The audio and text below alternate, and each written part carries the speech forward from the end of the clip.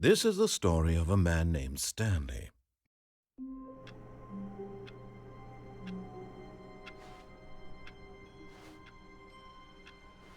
All of his co-workers were gone. What could it mean? Stanley decided to go to the meeting room. Perhaps he had simply missed a memo. No matter how hard Stanley looked, he couldn't find a trace of his co-workers.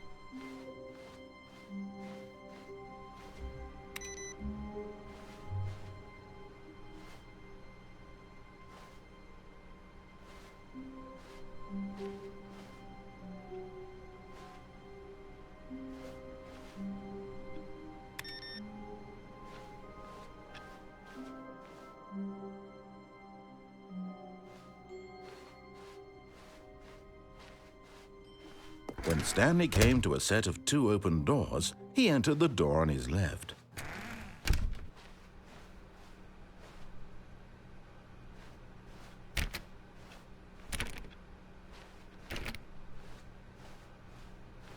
Yet there was not a single person here either.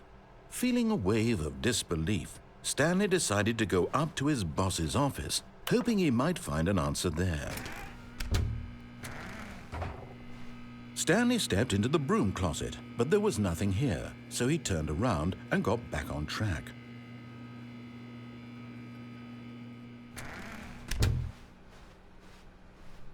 Coming to a staircase, Stanley walked upstairs to his boss's office.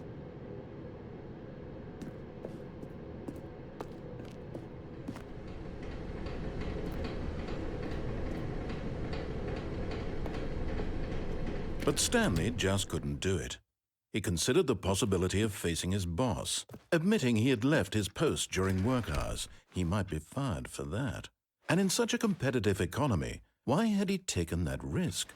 All because he believed everyone had vanished?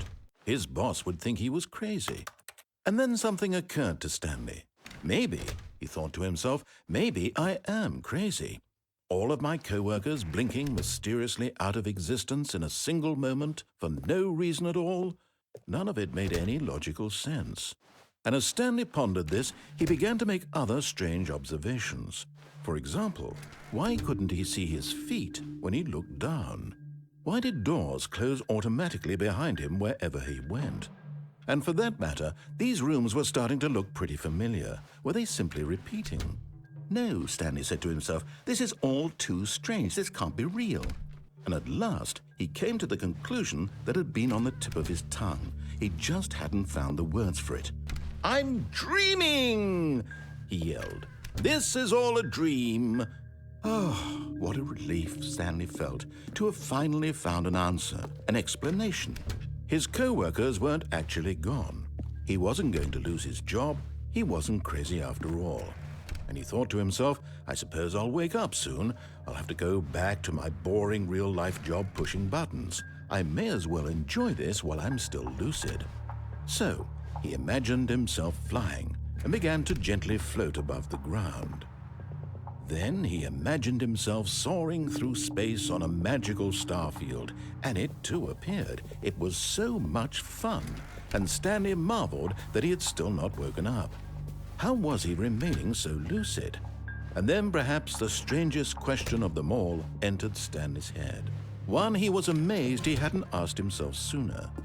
Why is there a voice in my head dictating everything that I'm doing and thinking? Now the voice was describing itself being considered by Stanley, who found it particularly strange. I'm dreaming about a voice describing me, thinking about how it's describing my thoughts, he thought. And while he thought it all very odd and wondered if this voice spoke to all people in their dreams, the truth was that, of course, this was not a dream. How could it be? Was Stanley simply deceiving himself, believing that if he's asleep, he doesn't have to take responsibility for himself? Stanley is as awake right now as he's ever been in his life. Now, hearing the voice speak these words was quite a shock to Stanley. After all, he knew for certain, beyond a doubt, that this was in fact a dream. Did the voice not see him float and make the magical stars just a moment ago? How else would the voice explain all that? This voice was a part of himself too. Surely, if he could just... He would prove it. He would prove that he was in control. that this was a dream. So he closed his eyes gently, and he invited himself to wake up. He felt the cool weight of the blanket on his skin, the press of the mattress on his back, the fresh air of a world outside this one. Let me wake up, he thought to himself.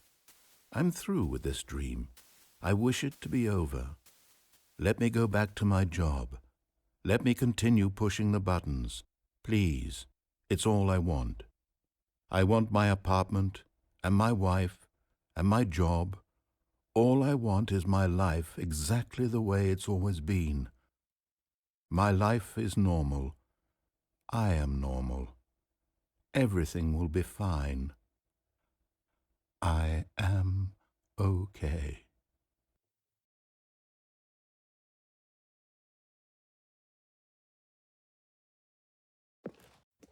Stanley began screaming. Please, someone, wake me up. My name is Stanley.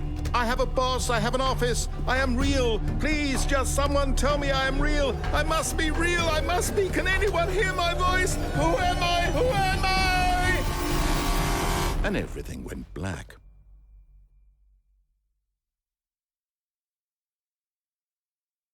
This is the story of a woman named Mariella. Mariella woke up on a day like any other. She arose, got dressed, gathered her belongings, and walked to her place of work. But on this particular day, her walk was interrupted by the body of a man who had stumbled through town talking and screaming to himself, and then collapsed dead on the sidewalk. And although she would soon turn to go call for an ambulance, for just a few brief moments, she considered the strange man. He was obviously crazy. This much she knew. Everyone knows what crazy people look like. And in that moment, she thought to herself how lucky she was to be normal. I am sane. I am in control of my mind. I know what is real and what isn't. It was comforting to think this, and in a certain way, seeing this man made her feel better. But then she remembered the meeting she had scheduled for that day, the very important people whose impressions of her would affect her career, and by extension, the rest of her life. She had no time for this, so it was only a moment that she stood there, staring down at the body. And then she turned and ran.